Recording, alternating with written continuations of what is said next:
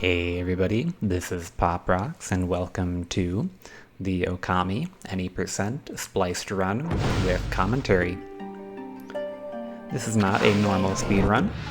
This is a run consisting of a series of clips that are edited together to make it appear as if it was one continuous playthrough. This run is not necessarily meant to show player skill, but is instead meant to demonstrate what is theoretically possible in Okami if the game were to be played with no major mistakes, very risky strategies, and using some tricks that are too difficult to do in normal single-segment speedruns. Everything in this game was played on the PC version of Okami with a controller. There are no tool-assisted tools for this run. Everything is just done live. So everything you see is possible to do with human hands. This is the first trick of the run here. It's called First Skip. Just going to be jumping right over that rock there. And on the way down, I'm going to be drawing the River of Heavens in. And it just skips a quick cutscene and saves a little over a second.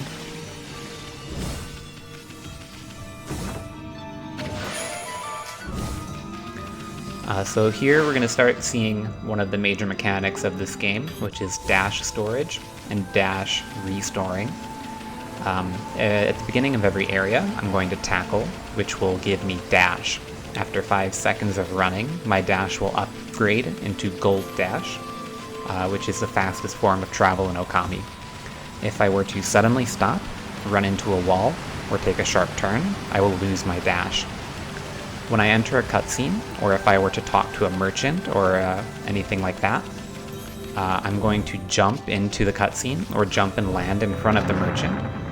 And by avoiding skidding to a stop, the game will never actually end my dash, and I will still have dash stored throughout the cutscenes or through menuing or so forth. After I'm done, I can do a tackle jump, such as here, or I could jump and do an air tackle to land immediately, and that would restore my dash. Here I do a jump off of the Tori, known as the Tori jump, which is just a little micro time save. Especially in the earlier segments of the game here, there's a lot of cutscenes and tutorials, so it's very important to store and restore dash efficiently throughout the run, to avoid as many periods of slow movement as possible.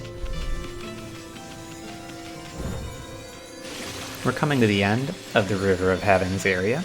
This is like a tutorial area for the game to get your first couple of brush powers and to kind of learn about the general mood and experience of the game, as Amaterasu must collect the brush powers along with her companion Isun. And we will leave the River of Heavens and enter Kamiki Village.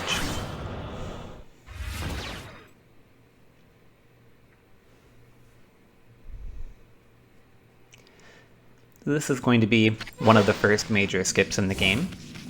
The game intends us here to talk to a couple statues, realize this place is cursed, and then we will discover our innate brush power of Sunrise. However, in this speedrun, I will not be getting the Sunrise technique, nor will I restore this village in any way, shape, or form.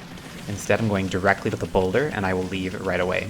This is Boulder Skip, and I'm going to do a variant of it, which is additionally quicker by doing only one wall jump instead of normally the trick is done with 2 wall jumps. That is an especially haphazard way to do Boulder Skip, and thus we leave Kamiki Village behind without Sunrise being acquired, or without restoring the village or doing any of the cutscenes and dialogue that are intended to take place there.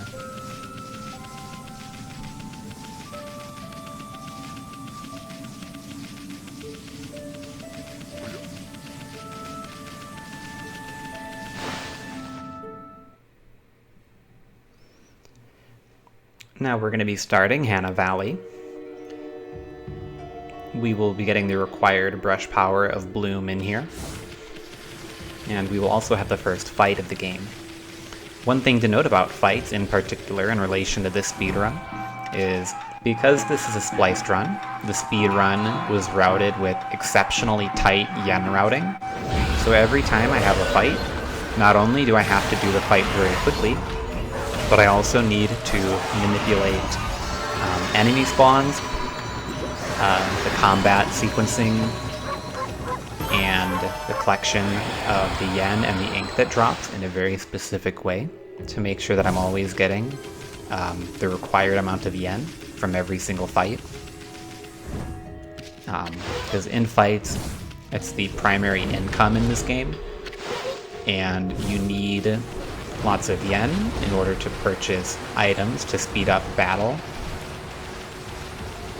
So each time I do a fight, I will be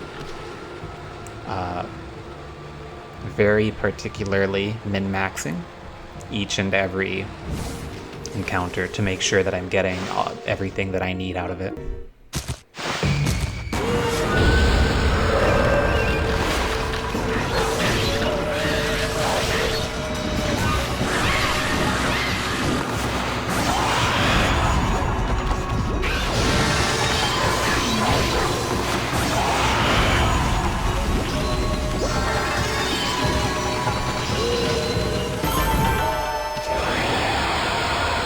One interesting thing to note is that even though this run skips the sunrise technique, you are still able to interact with almost every instance of drawing a sun that the game requires of you. Even though I don't have the sunrise power, if I simply draw a circle where the sun is meant to be, it will recognize that I have solved the puzzle, and it will allow me to move on, regardless of the fact that it does not play the animation of a sun as it's intended to.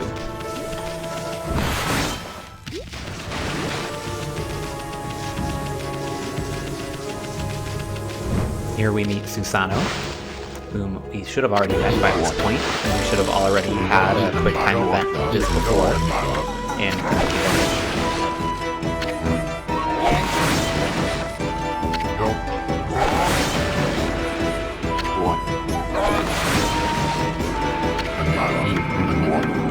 And then we will have a ball-pushing minigame.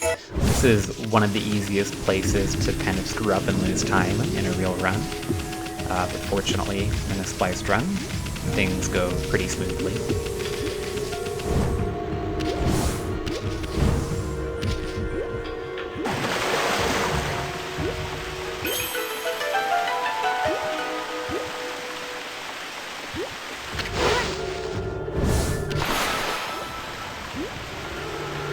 Here we draw another fairly unimpressive sunrise, but if it works, it works. And we will gain the ability to bloom guardian saplings, which will be absolutely essential for our journey.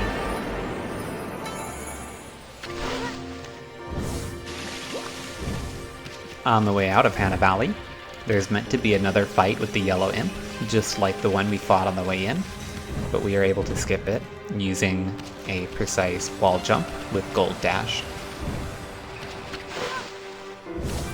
And then we simply have to store dash through some cutscenes on the way out.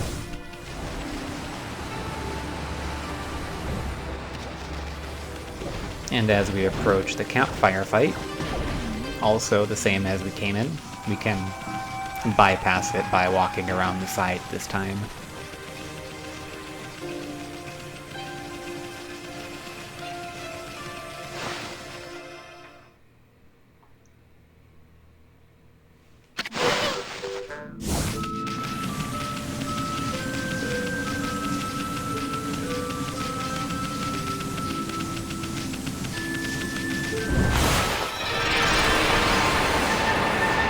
And here we bloom Shinshu Field.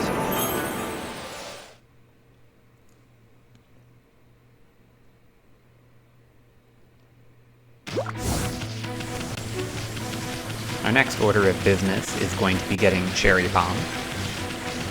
In a New Game Plus run, it is possible to skip Cherry Bomb.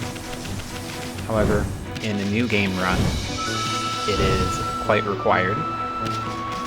There are very many instances of Cherry Bomb that can be skipped. However, there are still a couple critical ones that are simply impossible to bypass. In order to get Cherry Bomb, you first have to turn it to nighttime. And rather than wait for 5 minutes or so for it to turn night, you start the fight with the wanted list tutorial here. It will turn nighttime for you, and this will more expediently turn it to nighttime, which is a requirement to enter Tama's house for him to teach you Cherry Bomb.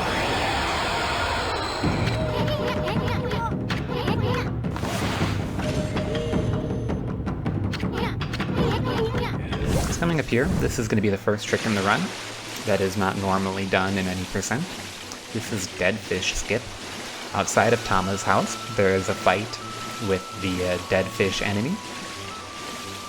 And rather than run into the fight and defeat that particular enemy, I'm just going to be jumping right around the trigger.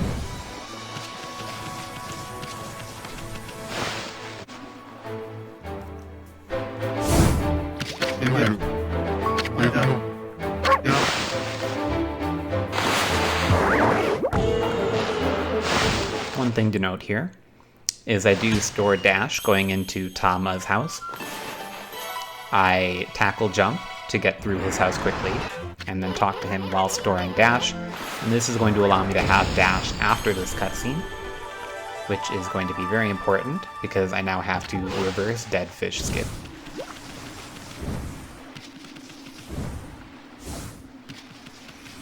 Dead Fish Skip is a little bit of a double-edged sword.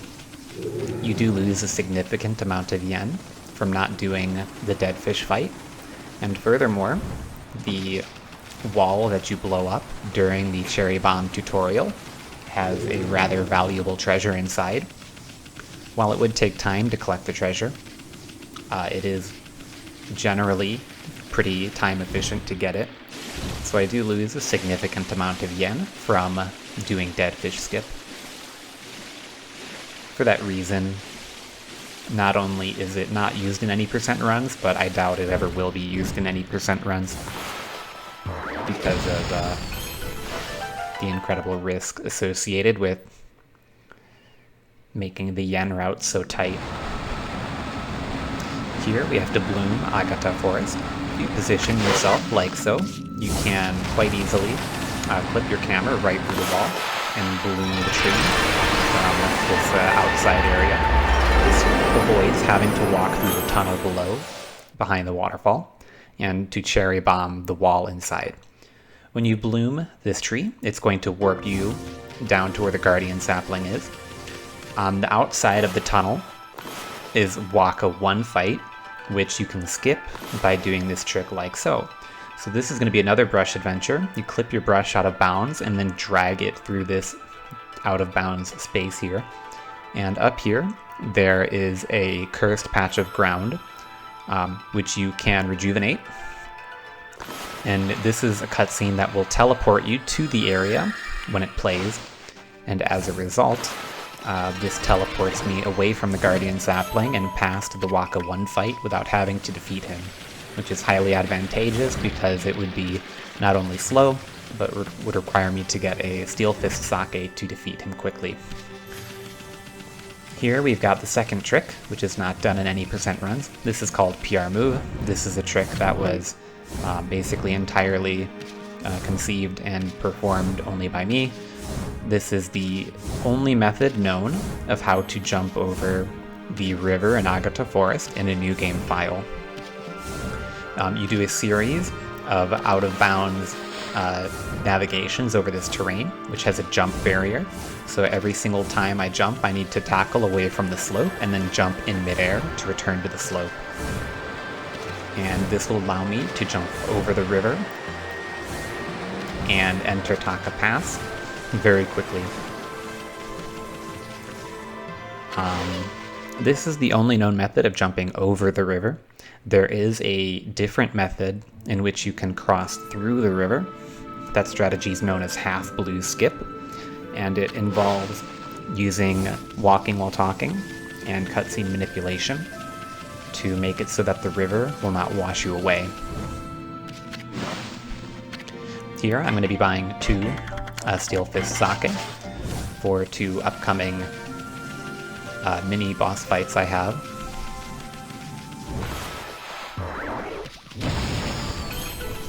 The first one here is going to be Waka 2.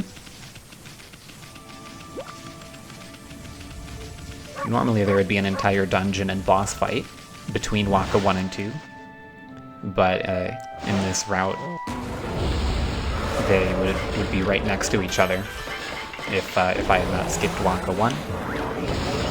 I upgrade my ink to 4 here while I'm in the menu to use Steel Fist Sake in order to optimize my time in the fan menu and to multitask a bit there. Kill 2 birds with 1 stone. I have to upgrade my ink to 4 at some time prior or during this fight because it takes 4 cherry bombs to defeat Waka with Steel Fist Sake. So with only 3 ink, I would run out of ink if I did not upgrade at some point prior to here.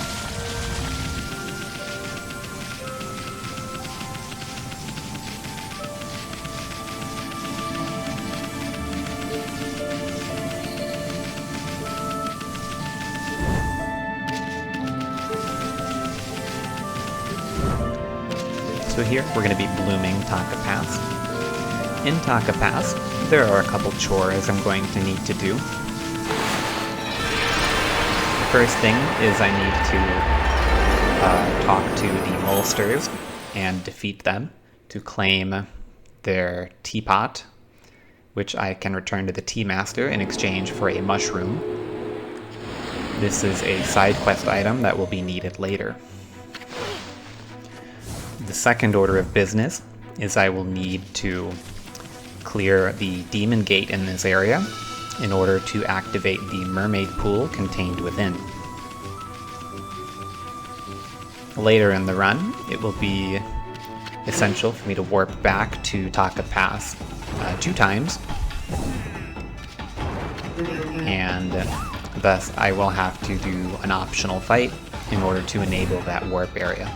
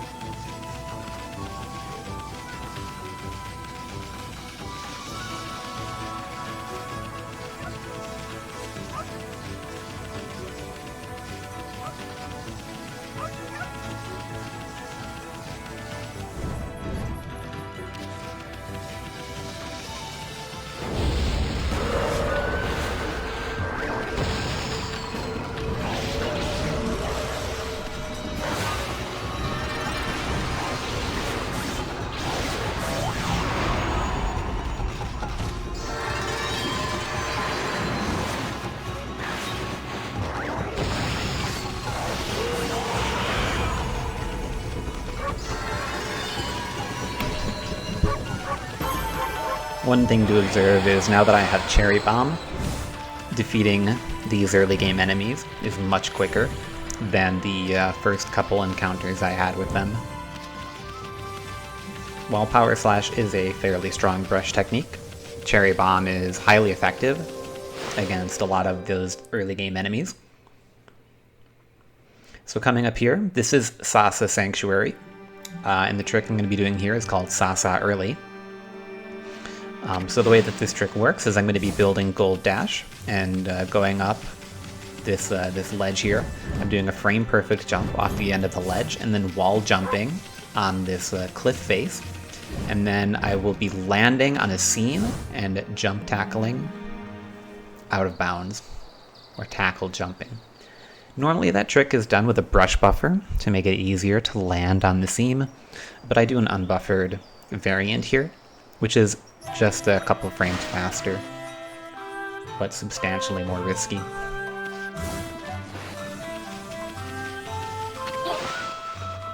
And here we'll be doing the digging minigame. This is necessary in order to release the brush god for Water Spout, which is a required brush power for this run.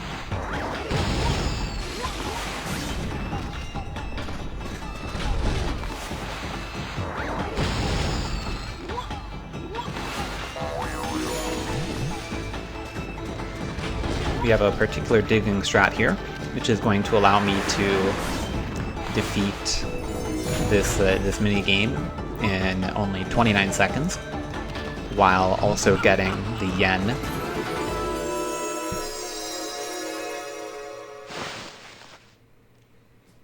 Which will come in handy, as this route is so tight on yen, to the hundredths of yen.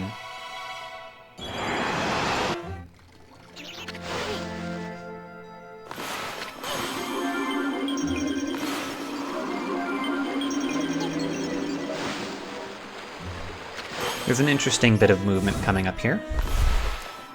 I'm going to be collecting some fairly uncommon treasures.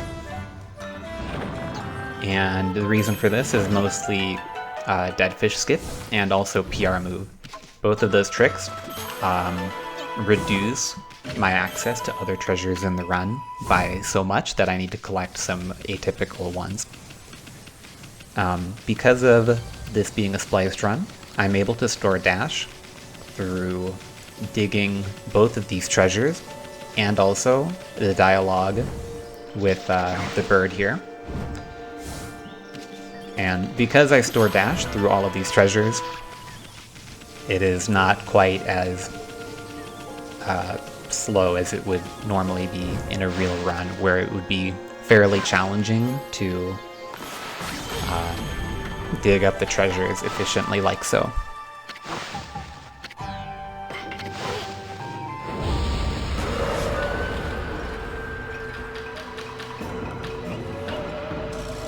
Here we have a mini-boss, which is Take. Take jumps around a lot and is, in normal speedruns, very challenging. But in this instance, he does not jump around a lot, and I am able to defeat him very quickly with the Steel Fist Sake and 3 cherry bombs.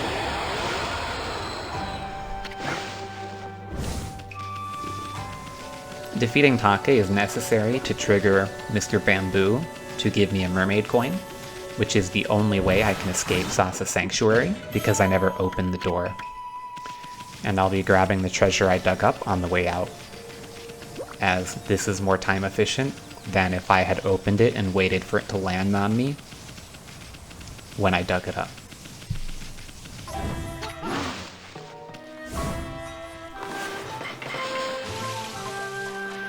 It's very fortunate that Mr. Bamboo gives us this mermaid coin, as otherwise there would be no way out. By skipping rescuing Chun, who is the mob boss's daughter, the sparrows never open the door for us. So we cannot walk out, nor can we leave the same way we came in. Because Sasa Sanctuary, we do an interior clip to get in, which is basically done by falling from an out-of-bounds area into an inbound area. Typically, inbound areas are stored below the ground. That's only a one-way trip. You can't go back from inbounds and then fall out of bounds again. It's not possible. You have to exit through the door, but the door is locked, so... So here, we're going to be digging up the last treasure of the run, and we will be selling all of the treasures immediately.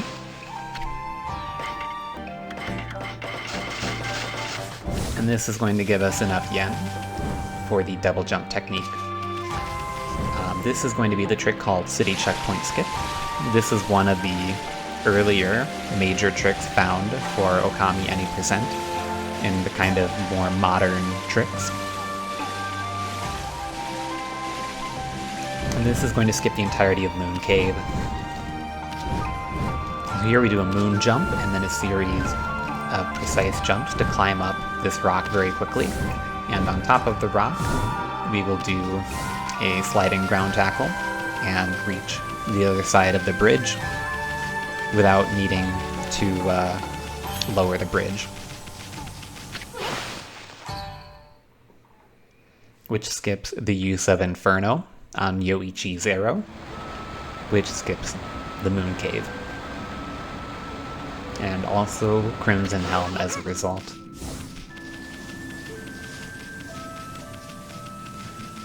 Here, there is a fight on the path, so rather than go across the path and walk into a encounter, you can do a run through this cursed zone, and that will prevent you from doing unnecessary combat. This is a brush adventure here. I'm going to clip my brush through the floor, and I'm going to water spout the pool all the way at the bottom, directly to the top with the Guardian Sapling. Normally you're intended to cherry bomb the wall and climb through an interior platforming section and use water spout to bring the water all the way from the bottom to the top in a series of steps, but we can take the water directly to the top using this camera glitch. Unfortunately, the cutscene is one that warps you, so once the tree is restored, it will warp us all the way up to the tree where we can bloom it. We have another interior clip coming up here. We need to get to the dojo to learn double jump, but the dojo is pretty far away from where we are. So instead what we're going to do is walk directly through the stairs. And this will allow us to fall through the floor and into another interior area, this time being the dojo. And here we meet Onigiri Sensei, who will teach us the double jump technique for 20,000 yen. I think I have about 1,840 yen left over. This is not the yen check that is particularly tight yet. For now, I have a decent amount of extra yen.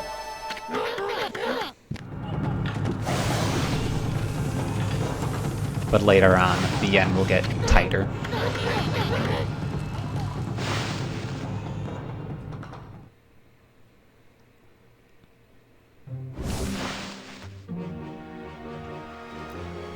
So as we leave the dojo with double jump,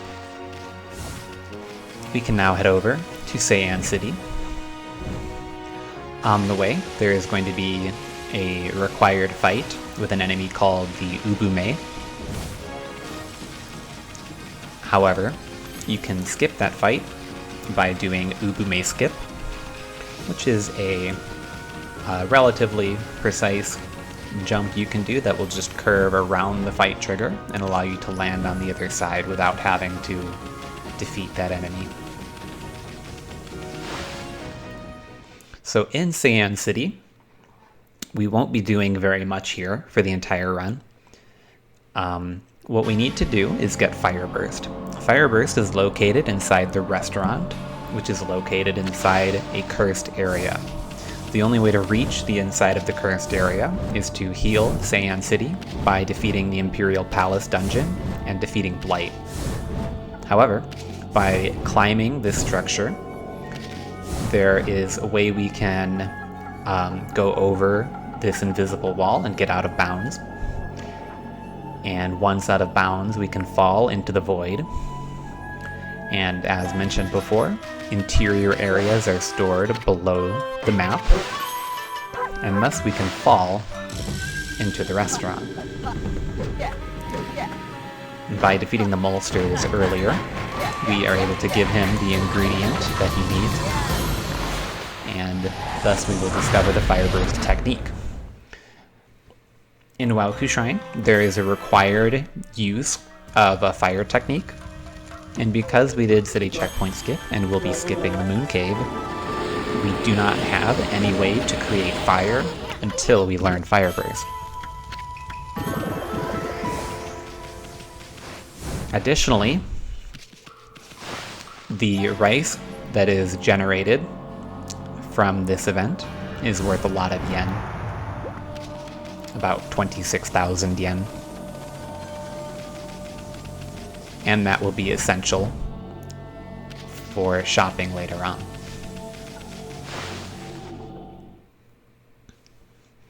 Once we retrieve Fire Burst, we can immediately leave Seian City and proceed to our next trick, known as Toaster Skip.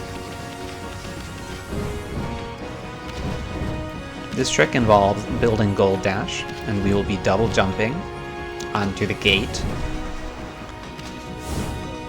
And then we will do a series of jumps on this cliff face, which has jump barriers on almost all of it.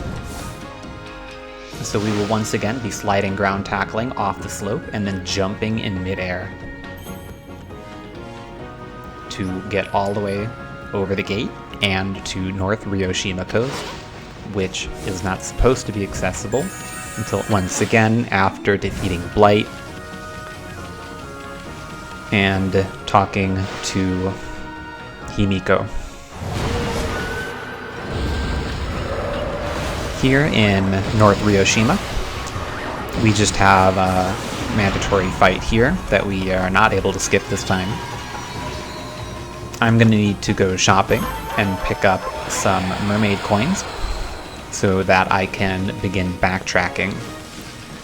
There are a couple dungeons that we've skipped up to this point, which contain mandatory brush powers. So I will need to go back to them now that I have double jump. One thing to note here is that I need 4 mermaid coins for this run, but I only buy 3. The reason for this is I can't afford the 4th mermaid coin until after Oni Island. If I were to buy 4 mermaid coins here, it would cause me to basically need to get 1,000 additional yen at some point prior to this, which would not be possible without getting like an additional treasure or something like that. I'm able to buy the mermaid coin at a later time without adding a shopping trip.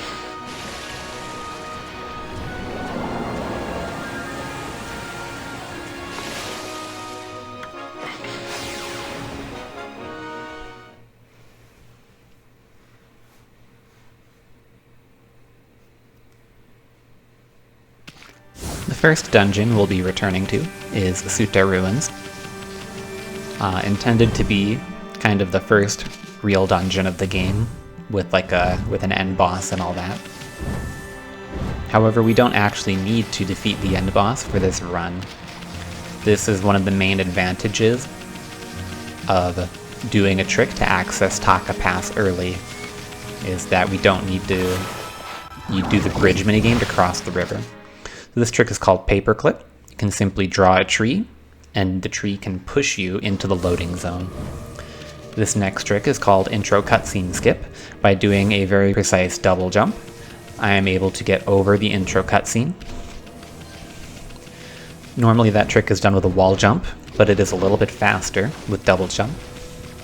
And then we have another paperclip here. We're going to be drawing a tree next to Blockhead, which is going to wedge us inside of him. And from inside of him, we will bonk him. And that will allow us to defeat Blockhead, bypassing basically the first half of Sutta Ruins.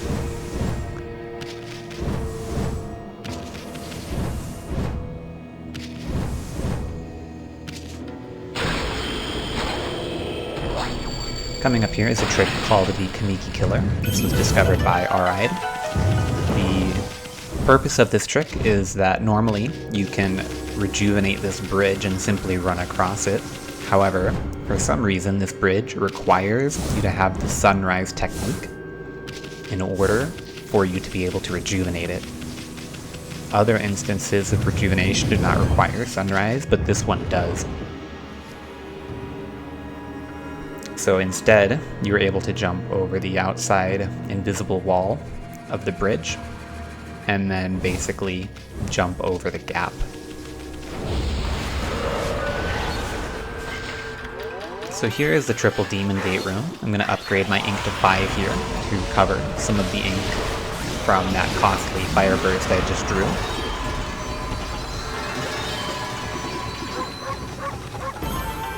Using Fire Burst against the bud enemies is very effective. It allows you to open their bud very quickly, more quickly than using Cherry Bomb. Here I'm doing a brush adventure. This is called Pots Early. I've used my brush to get it close to the waterfall and then draw a Fire Burst. This breaks all of the pots before they are spawned in, which is going to be useful later. Here I reset to basically get a really good spread here. I'm able to hit all the enemies with basically one Cherry Bomb and a Power Slash, which minimizes any unnecessary brush techniques. So here I draw the sun, which doesn't create a sun because I don't have that power, which will spawn the pots, which are already broken. This causes a cutscene overlap, and a normally unskippable cutscene, which would show me the mushrooms growing and the pots spewing out poison liquid. That cutscene overlaps with the cutscene that plays after the pots are destroyed, which is skippable, and allows me to skip the unskippable cutscene, and also puts me in an interesting state where I'm kind of partially, I have a stored cutscene right now. As I bloom this last patch of grass, you can actually hear the gurgling from the pots during the constellation.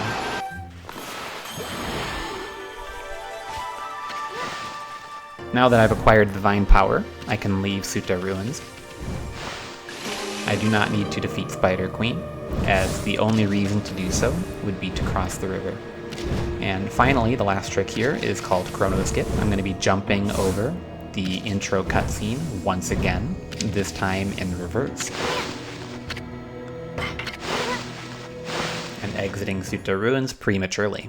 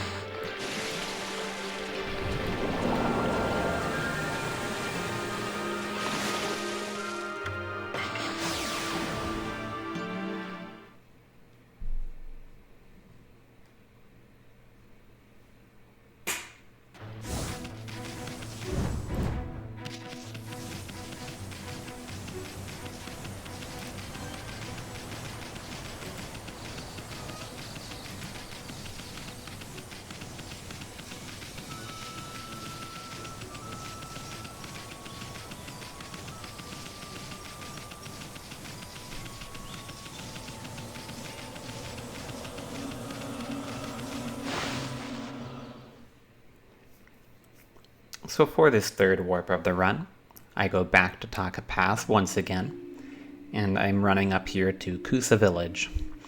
Kusa Village is cursed. Normally, how you would proceed in this area is to talk to Princess Fusei and defeat some demons that possess her, and then you would feed all of the canine warriors and go on an adventure to find the remainder of them, one of whom we've already met, being Take. However, in this run, we will not need to do any of that. We can go directly to Gale Shrine, where we have an ace up our sleeve that will allow us to complete the dungeon without the help of Princess Fusei or the Satomi Power Orbs.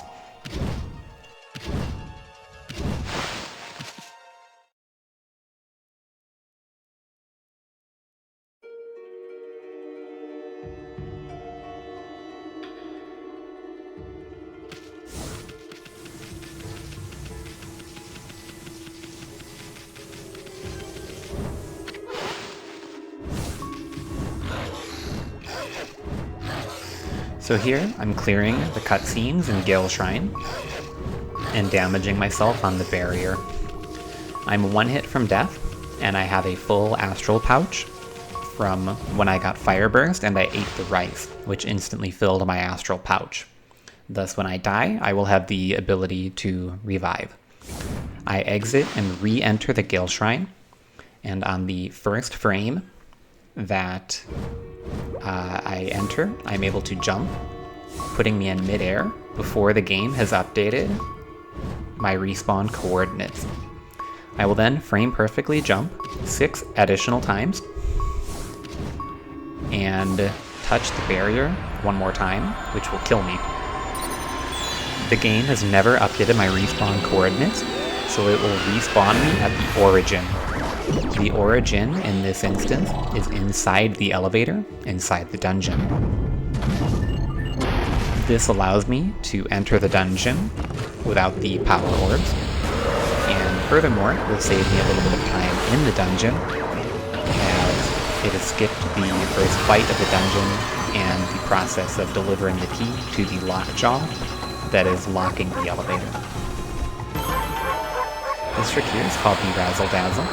I'll position myself and draw Cherry Bomb as the walls of this fight close. And this will drop a Cherry Bomb down the elevator during the cutscene, which will rise the elevator to the second floor so that it's ready for me once I grab the key.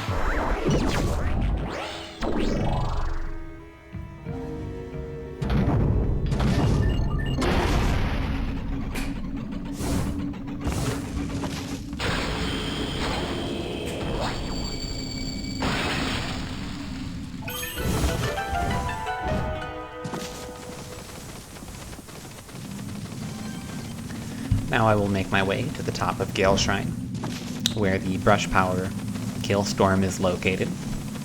This is a required brush power, same as Vine.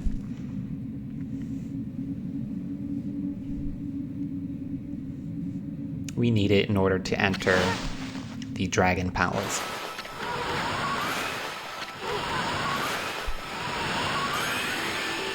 One interesting consideration is, because we used Origin Warp to enter the elevator without unlocking it, it's not possible for us to leave the Gale Shrine through normal means. If we were to ride the elevator back down, we would be unable to leave the elevator on the bottom floor because the door is locked.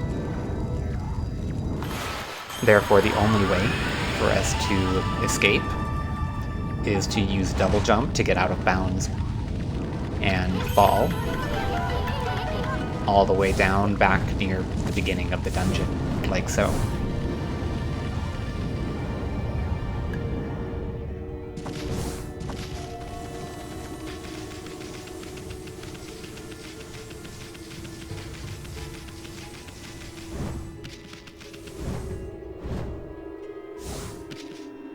There is an intro cutscene to this area that we have not seen yet, because we warped past this section of Gale Shrine.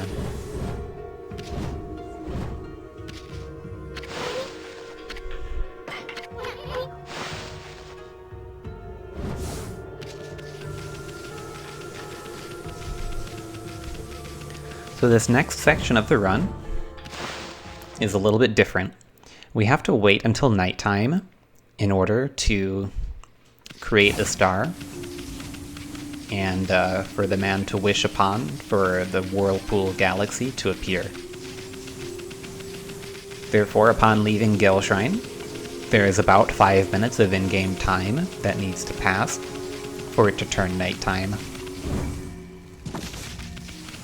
Therefore, the movement I do for the next 5 minutes does not particularly matter. As long as I get to Watcher's Cape before nighttime, and at all costs, I must minimize the amount of time where in-game time is not passing. So if I were to run around in circles, this would not lose me time.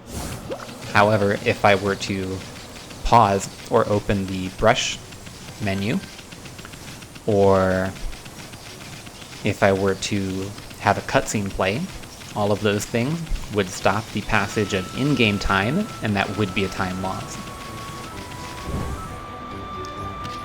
For example, in Kusa Village, there is a bridge I could jump off of, and due to some interesting behavior of Kusa Village's respawn coordinates, if you void out in Kusa Village, you will always return to the entrance of Kusa Village, regardless of the last place you were standing. This would normally be a faster way to escape Cursed Kusa Village from the Gale Shrine, but the cutscene of Amaterasu landing would actually delay the passage of time, and therefore it would simply make me wait longer for nighttime. There, I purchased 3 exiles and a Steel Fist sake. I think I have about 80 yen right now. This is the extremely tight yen check, and this is why I did not buy the 4th mermaid coin earlier, is I didn't need it yet, and I simply can't afford it. My last order of business is I need to get on top of Watcher's Cape. The normal method of how to do this is called a Demon Boost, which will be done later in the run. It consists of walking into an encounter with an enemy, opening the exit to the encounter, and then leaving the fight, double jumping into the air, and then there will be 1 frame while you are airborne where you can tackle and then do a 3rd and 4th jump in a row, and that will be enough to reach up to Watcher's Cape. However, once you're in combat, the time of day will stop passing. Therefore, instead I am opting to do this method, discovered by Giant Cookie Jar, which is very challenging and inconsistent. However, because this method does not involve any combat or pausing, I can try it as many times as I like while I wait for time of day to pass. And while this may look very strange in comparison to the rest of the run, it is equally as fast. And then I am finally able to get up.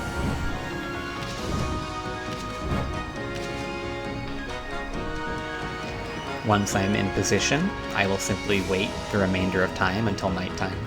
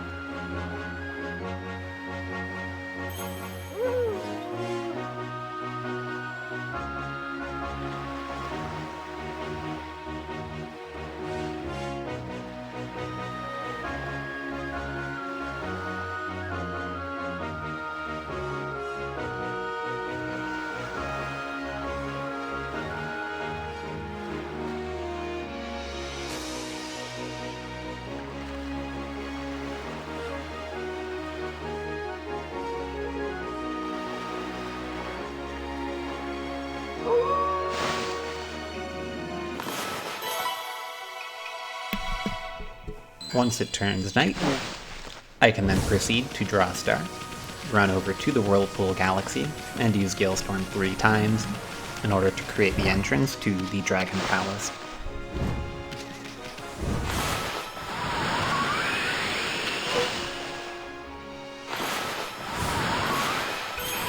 After doing so, Orca will still be where I had left them previously, which will allow me to very quickly board up and head right over to the Whirlpool Galaxy. Orca has been turned around to be facing the correct direction and everything.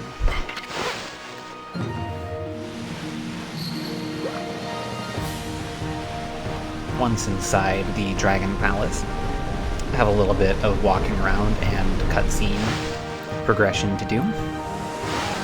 They will not allow me to see the water dragon until I get a key item from Otohime. So I will have to go talk to her first, and then I can proceed to the mini dungeon.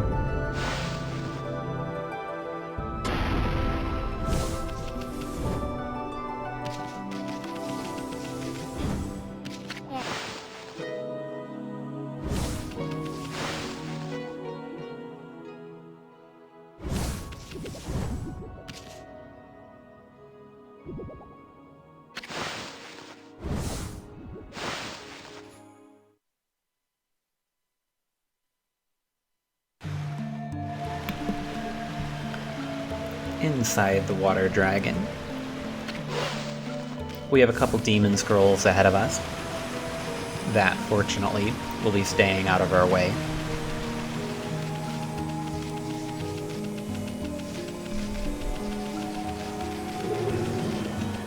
This is a very linear dungeon. It simply consists of a brief detour to grab a key, and otherwise is simply a straight line all the way to the back of the dungeon, and then a return trip.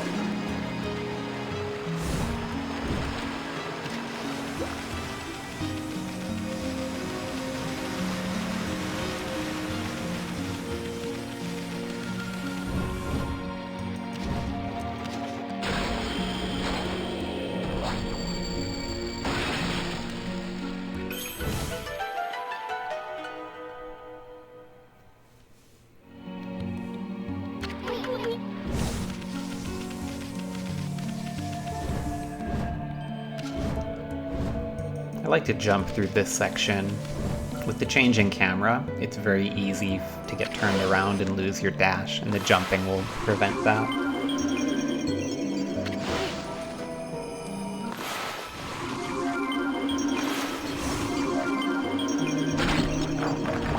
So this is a trick called Boneless.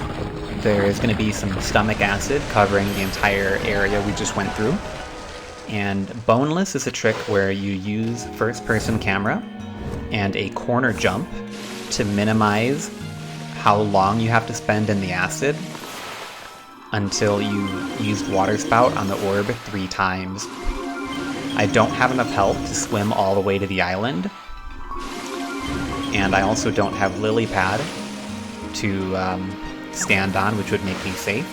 So I have to use this very precise series of movements and rush techniques to make it so that I don't die. These are the Tube Fox fight. This is what I needed the 3 exorcism slips for. Those first 2 waves I cut with Power Slash to defeat them early. The reason why is that the next set of Tube Foxes will come out as soon as the previous one is gone. By power slashing the corpses, it will cause them to disappear immediately, and the next set of tube foxes will instantly arrive. The third set of tube foxes I opt not to power slash, and this is because I need to pick up all of the yen before the results screen comes up. If I were to power slash the third set, it would cause the entire fight to end and the results screen to show up and assign me bonus yen based on how much yen I've already got. But I need to pick up all of the yen before it gives me the bonus yen, otherwise I won't have sufficient funding for shopping later in the run.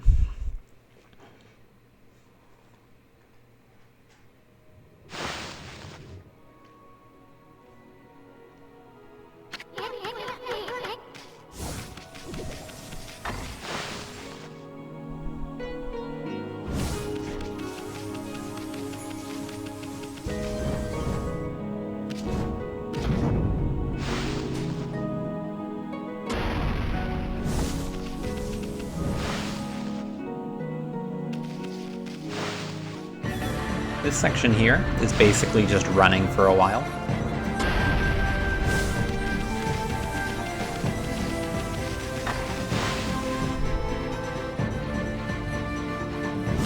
While very epic music plays.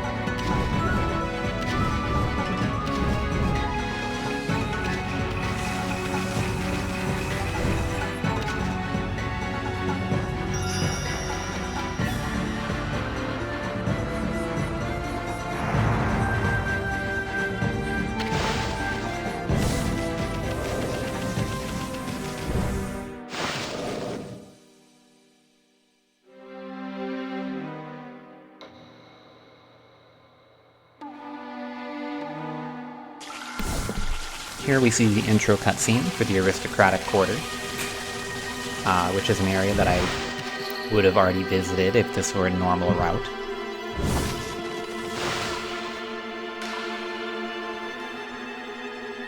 It's a very confusing version of the intro cutscene, as I think the coloration is kind of implying that Sand City has been healed already, but there's also no water, and the bridge is lowered to keep the commoners out of the Aristocratic Quarter, so it's a very unusual imagery. Here we're going to be doing Fire Tablet Skip. Fire Tablet Skip avoids needing to do the Imperial Palace and defeating Blight, rescuing Kaguya from being imprisoned, and returning her to the moon. Fire Tablet Skip is a very precise series of jumps. What we do is you do a positional setup like here, you do a buffer to start running at a particular time, and then you do a very specific jump and double jump using brush buffering to press and release the jump button at very specific times. And if you are able to jump in just a specific way, you're able to jump over the lava. Here we're using our last Steel Fist Sake, and we will defeat Evil Rao with 4 cherry bombs. And using the magic of splicing, of course, we get the best luck, which is that Rao becomes vulnerable immediately and can be defeated quite rapidly. Having stored dash through the fight, I can now run back down the hallway and do reverse fire tablet skip, which is somewhat precise, but much easier than the forward fire tablet skip. Now I'm going to do an origin warp, discovered by Lego Revegas. I do a frame-perfect jump upon loading into the aristocratic quarter, and then I will do a series of sliding ground tackles to jump over an invisible wall and reach a cursed area. And when I void out in the cursed area, it will travel me to the origin of the map, which is quite a bit closer to the direction I'm traveling.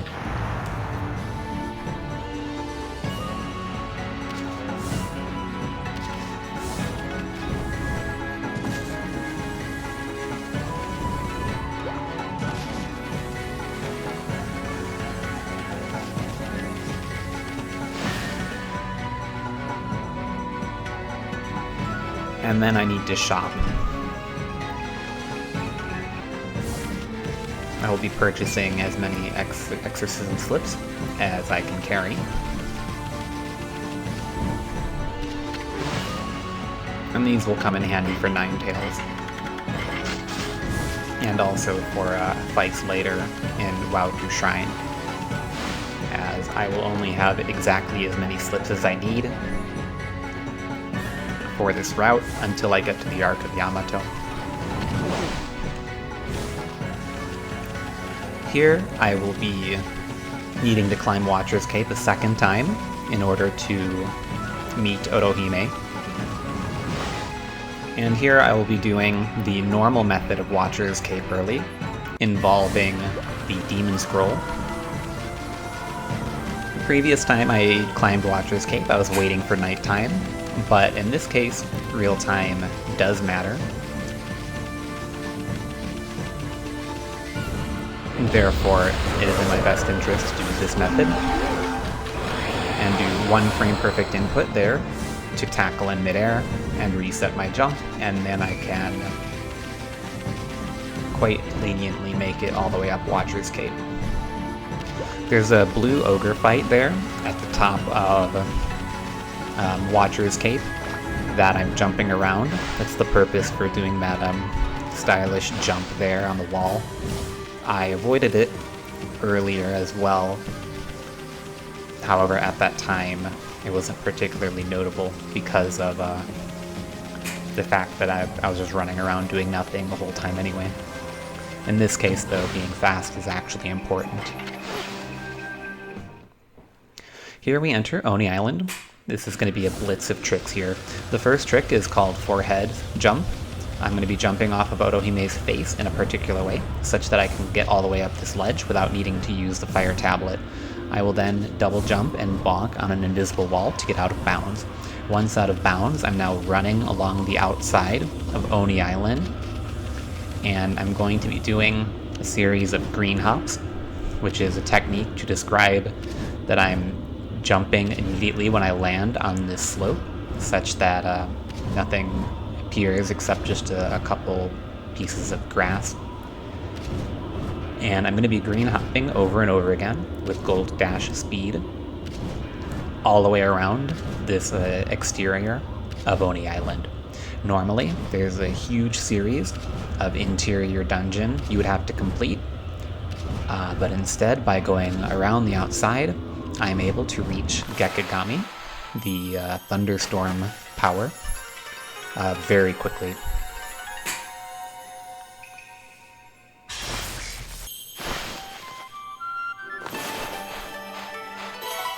From here, the next order of business is going to be called Awesome Skip. I will actually be going backwards This is the way that I should have come in to reach this point in the dungeon. I'm going backwards slightly through the dungeon, and I will be pushing myself into this corner where I will go like partially out of bounds. And from that position, I can unskew myself to gain a little bit of height, and then jump out of that unskew, and that little bit of extra height will allow me to get out of bounds.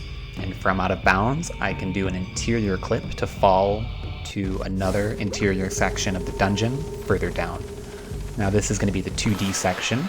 Here I'm going to be building Gold Dash. I'm going to walk up this platform in a way that I get another unskew, and then I jump out of the unskew in a way that I'm able to just get enough height, which would normally be unreachable with just double jump.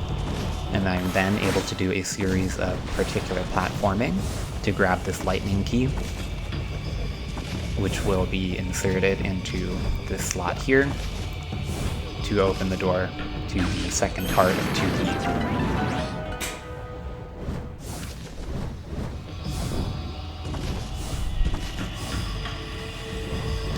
From here, I just have a couple platforms I need to climb quickly, and then I need to traverse the dreaded cheese wheels,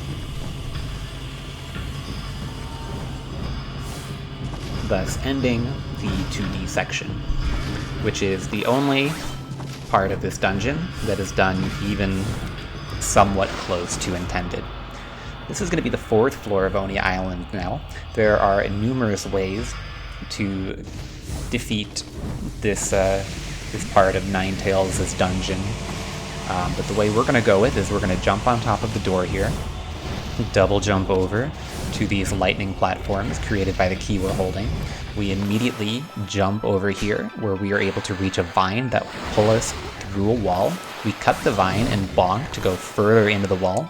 The vine will then drag us up, and we will get stuck on the gate on the other side of the wall, putting us directly next to the loading zone to Ninetales Arena.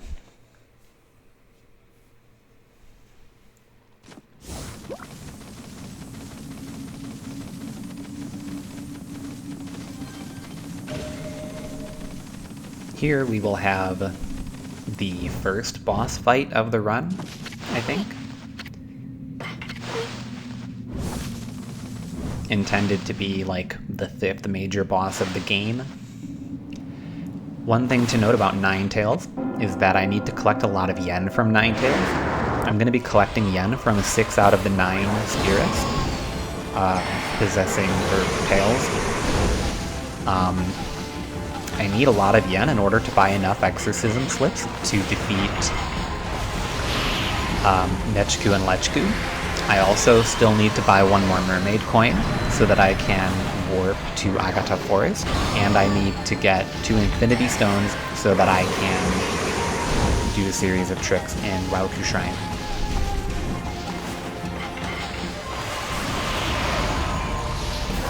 I use exorcism slips to quickly defeat Ninetales' split personas, and then 4 additional exorcism slips to defeat the weakened fox creature.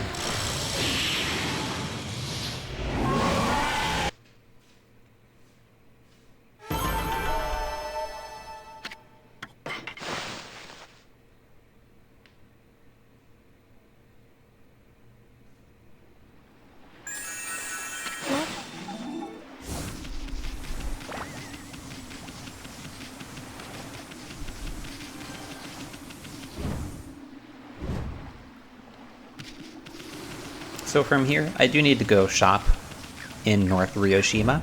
This is a little bit atypical. Normally people doing a route similar to this would shop in Kamui, where the merchant is a little bit closer to the path you're on. However, I need to buy the mermaid coin. This is the first point in which I could afford this mermaid coin. So it doesn't add an extra shopping trip, but I do have to shop at a different merchant than what another route would prefer to do. Another interesting part of this route is normally an any percent run would use the Demon Gate in Shinshu Field to teleport at this time, This is because a normal route would have gone back to Kamiki Village at some point prior to defeat Hayabusa in order to enter Gale Shrine. As a result of Origin Warp in Gale Shrine, we only have to return to Shinshu Field one time, and therefore it's not really worth it to do this multi-stage Demon Gate fight, as it's relatively fast to go to Agata Forest and simply walk to Shinshu Field, as the exit from Agata Forest is very close to where we need to go. Here we will do another Demon Boost, and this will allow us to reach the entrance to Kamui quite rapidly. Amusingly, even if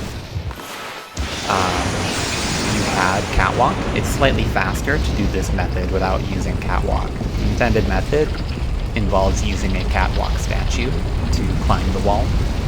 However, that statue is pretty far away from this entrance to Kamui, so it's quite inconvenient, and also puts you in a spot where you need to like enter first person mode to use lightning on the sword without triggering a cutscene and stuff. So in this instance, not only is this skipping getting Catwalk, but it's also faster. Coming into Kamui, the first order of business is going to be called Oki Skip. The intended path through this area of the game is to try to walk through a tunnel, which is going to be like blocked by wind or whatever. You enter Oki's house and then leave and then battle him, and then you can go to put lightning on Yoichi Zero and he will clear the Guardian Sapling. Instead, we're going to do a brush adventure. We can clip our brush through the ground, and we're going to drag it from where we are all the way to the Guardian Sapling, where our brush will be under the mountain, thus we can bloom the Guardian Sapling unimpeded.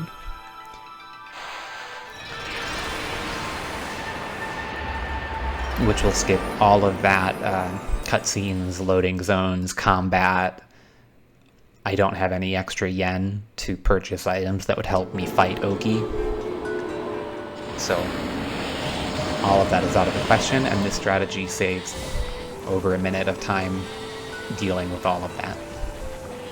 Here I have to run slightly forward and then back to manipulate this vine bud to open. Once the bud is open, I don't use my air tackle.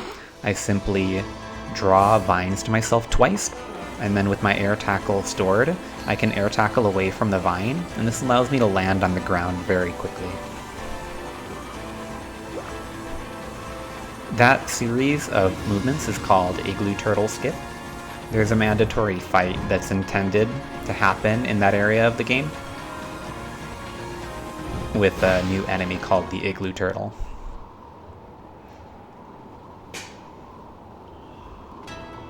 Fighting things is slow.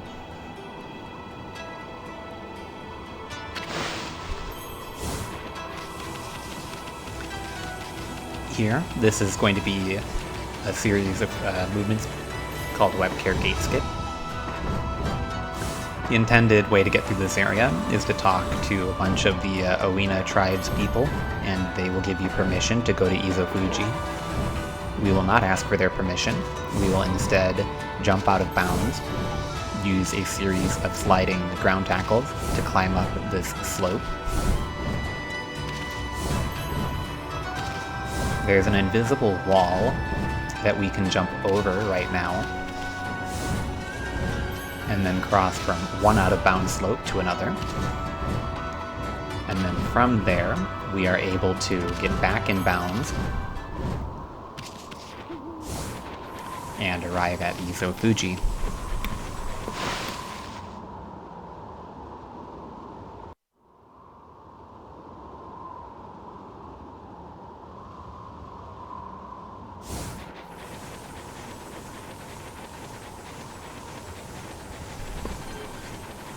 Here in Izofuji, we can do one of the earlier known major skips in Okami.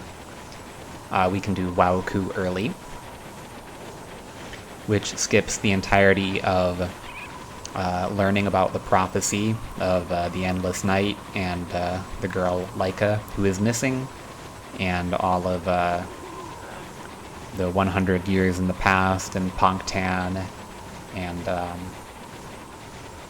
all of that going on. I'm going to be doing the one vine method. It's not too hard. It's maybe a little bit riskier. Most methods of entering webcare early involve using 2 vines, but if you stand in a particular spot, you can vine yourself and then simply jump over. And then I will do a tackle jump. There's a huge void there that I just jumped over, which is pretty risky. But fortunately, risk is not much of a consideration when you're doing a spliced run, so I can simply jump over that and have no fear.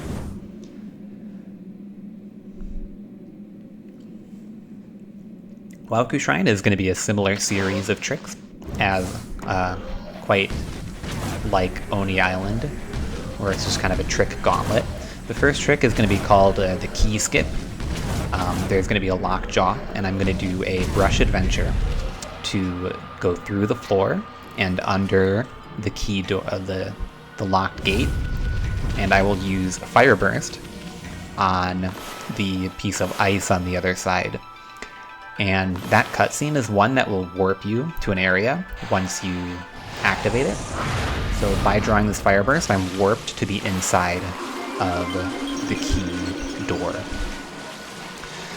Here I'm going to use my first Infinity Stone to recover my ink, because I need to draw another Fire Burst for the next trick called, this is another catwalk skip using Defrost Boost. So you draw a Fire Burst, and then I jump into the icicles.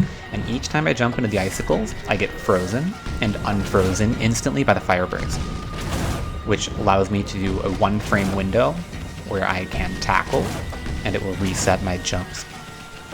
I then jump around a cutscene, which would have me look at the cannons that are firing at me. But by doing a particular movement, you can jump around the cutscene and avoid that as well.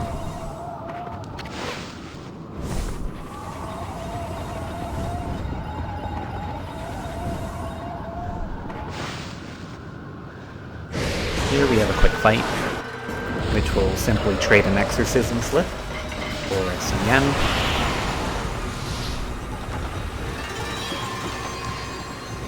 I will then walk to the edge of the fight arena and enter first-person mode. This puts me in a very particular position where I can reach the lever with my Fire Burst. This is why we needed to get Fire Burst. Without Inferno, it is impossible to do this puzzle unless you receive the optional Brush Power Fire Burst. This will give me the Blizzard Power, which is required to reach the end of this dungeon.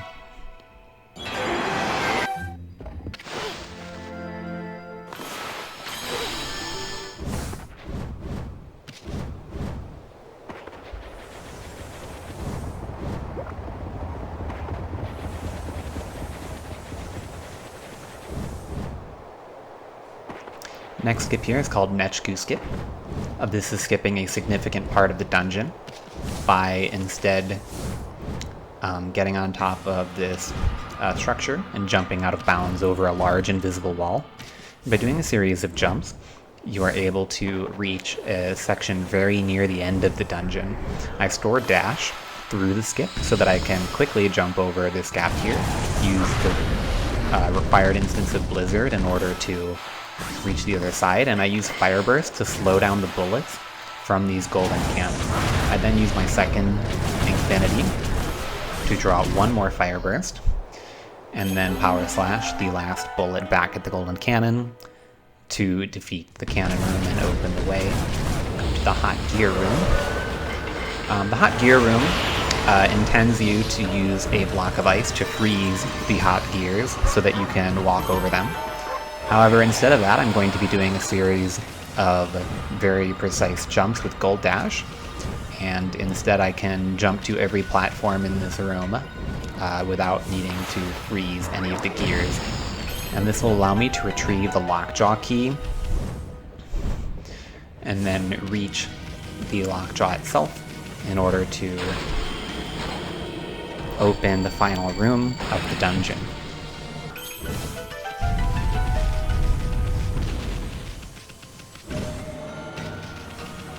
Here we meet Oki, whom we've never seen before.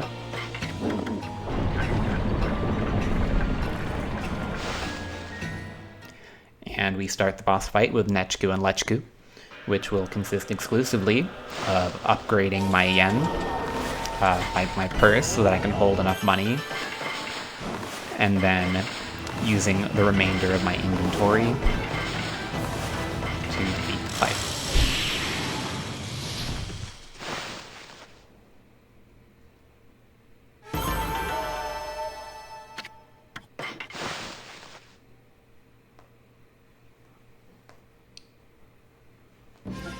Once you get through Waoku Shrine, I've got quite a bit of money from those two fights with the random encounters. Well, they're not random. The two fights with the scripted encounters, and then Nechku and Lechku. I now have plenty of yen for the rest of the run. So I no longer need to be concerned about how much yen I'm getting from boss fights. Here I do a trick called Tango Skip.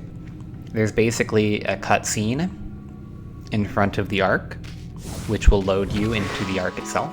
But there's also a direct loading zone, which bypasses needing to watch a second of the cutscene and then skip it. So rather than walk up the bridge and trigger the Tango cutscene, I do Tango Skip, and that allows me to get in a little bit quicker. So first here we have Blight. Blight is going to be defeated using Steel Fist Sake and the deflector we just got, which was automatically equipped for us in Waoku Shrine. I do a manipulation here that's useful to pay attention to. I take a few steps toward Blight and then turn around. Once he puts his head down, I will jump in the direction he's going, and then I wait, and he will turn around, and he will immediately trigger his Spinning Swords attack, which is when he is vulnerable. You don't want to go too close to Blight. If you go too close to him, he will kind of leap backwards. But if you walk towards him and then stop in kind of a sweet spot, he will always immediately trigger the next attack that you want him to do. By walking towards him at the beginning, and then following where he charges, and then going back in that little sweet spot, it will immediately trigger him to do his next attack every time. As far as I could tell, there's no luck involved, and it's 100% consistent for the fight to progress in that way. The only random part is the blue sword, which is vulnerable after you power slash them. It does not always start in the same place when it spins around, so you can't necessarily predict where it landed like I did there. I was only able to predict where it landed by doing a splice, basically. Normally you'll have to chase it. So here we have Orochi. This is intended to be the third fight with Orochi. Instead, it is the first fight with Orochi that I'm doing. I'm going to be triggering the Earth Orochi head first, then trigger Poison, and then trigger the Light head. I power slash the Earth head and dodge the Poison clouds, and then I will use Water Spout on all three heads at once. I will do this twice, and the second time I will also Water Spout the bell on Orochi's back to damage it, which will save an Exorcism slip.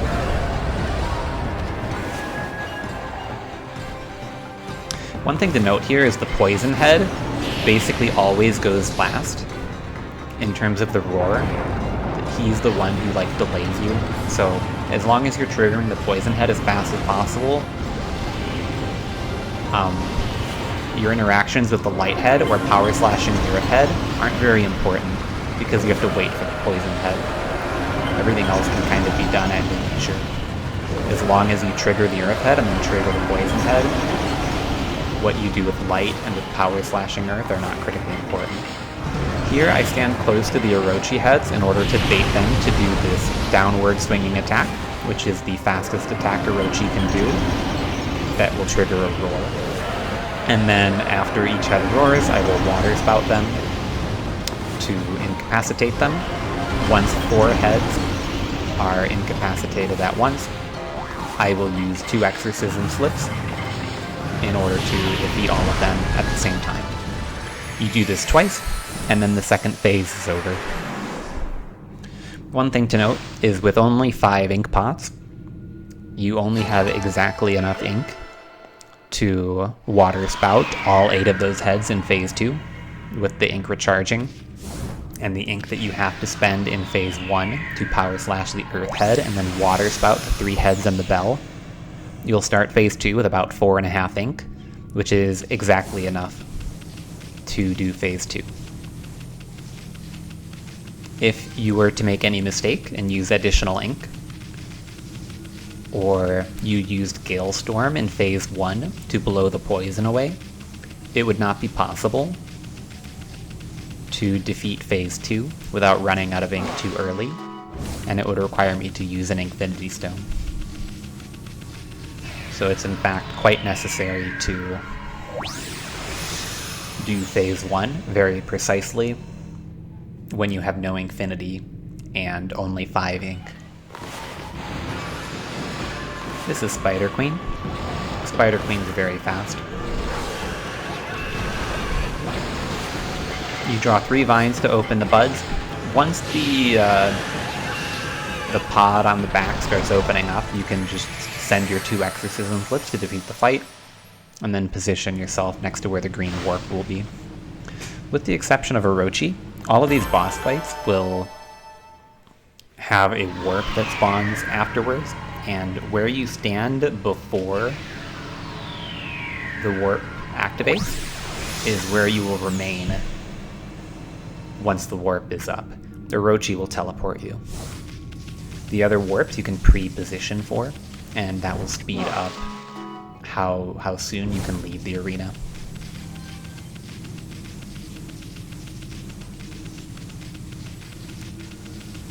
Spider Queen is unfortunately impossible to defeat without Vine,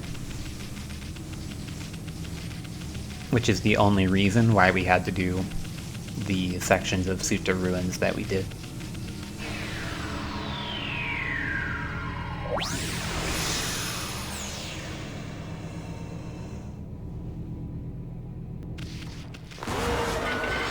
Here we have the fight with Crimson Helm, which is simply using an Exorcism Slip, using a Gale Storm to extinguish his burning armor, and then using 4 more Exorcism Slips to defeat him.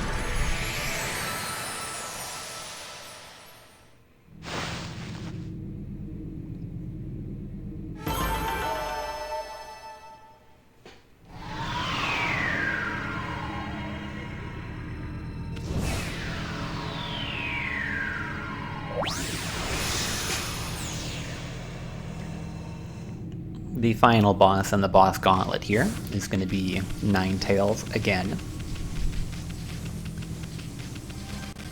I use virtually identical movements and strategy to defeat Ninetales the second time, which results in me getting a pretty high amount of yen, which is not necessary this time, but there's not any time loss associated with doing the particular route that I set up, so I'm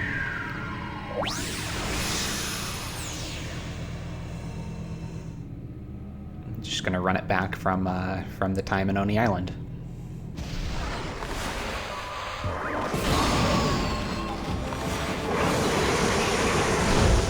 The boss fight starts with a different camera angle in the arc, which is kind of interesting.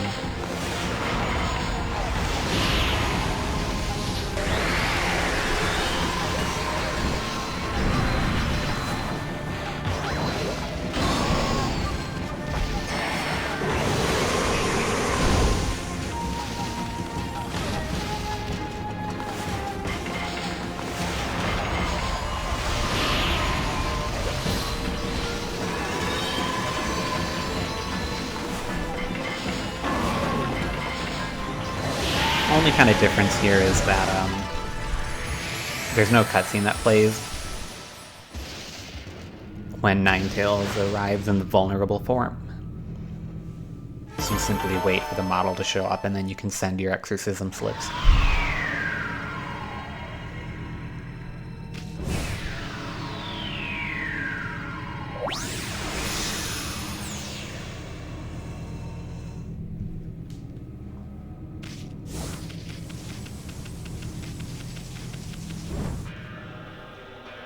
The final order of business here is Yami.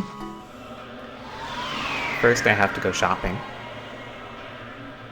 The boss gauntlet has left me with, I believe, 1 exorcism slip and about 42,000 yen, which will give me more than enough XLs for the entire Yami fight.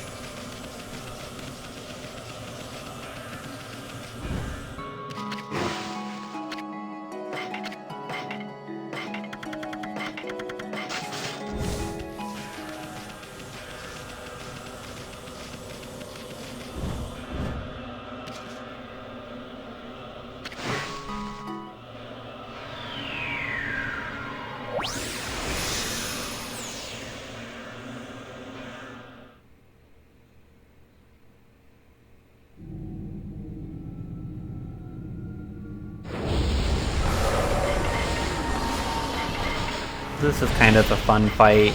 Basically the concept is they took away all of your brush powers. Joke's on them, I didn't get half of them anyway. And as you do the fight, you will slowly regain the powers you need to defeat Yami, which would be a really great idea, except I don't need any brush powers to defeat Yami, I just need exorcism slips. One thing to note is that I don't do all of the exorcism slips as soon as humanly possible here. It's not necessary to. Once you've damaged Yami enough that you're triggering its next phase, if you use additional exorcism slips, it doesn't need to be like frame perfect or anything. Once the boss is beginning to phase, you just need to minimize the time in the menu and you're good. Here I'm going to get a couple aerial attacks on Yami after I make Yami vulnerable. This will save the use of an exorcism slip later. Rather than needing 9 in this phase, you can use only 8 if you get enough attacks on Yami.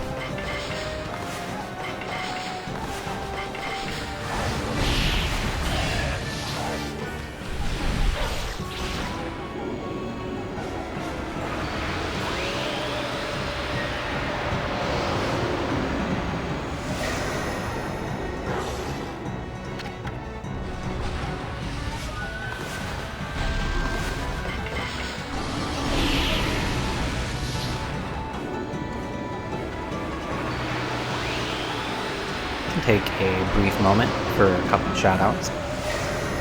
First, I want to thank Alright for just generally being a cool dude, and especially for work on the Oh My God trainer, which has been pivotal in the creation of this run.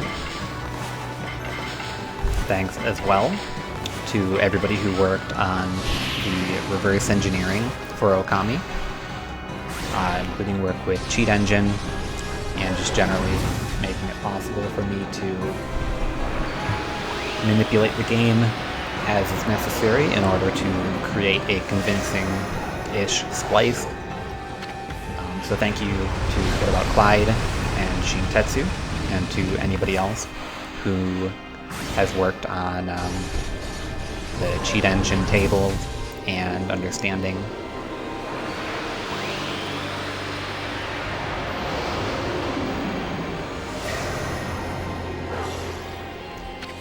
I also would like to thank Legoer of Vegas for being very fast, kind of pushing any percent forward, both in terms of gameplay and in terms of discovering new tricks as well, and also for helping with some ideas related to this particular splice, speeding it up, and recommendations while I was working on it.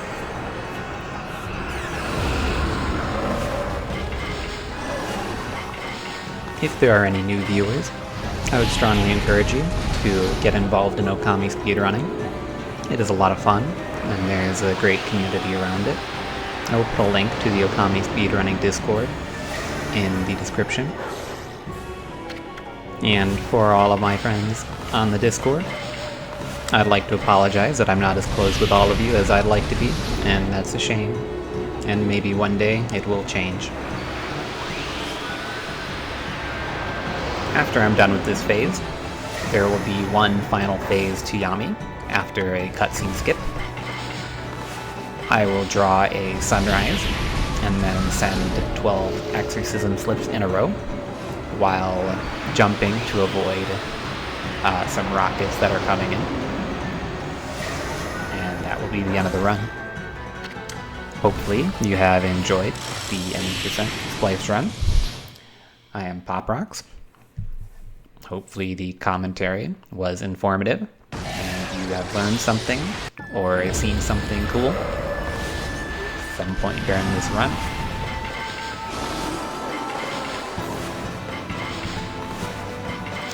And have a great day.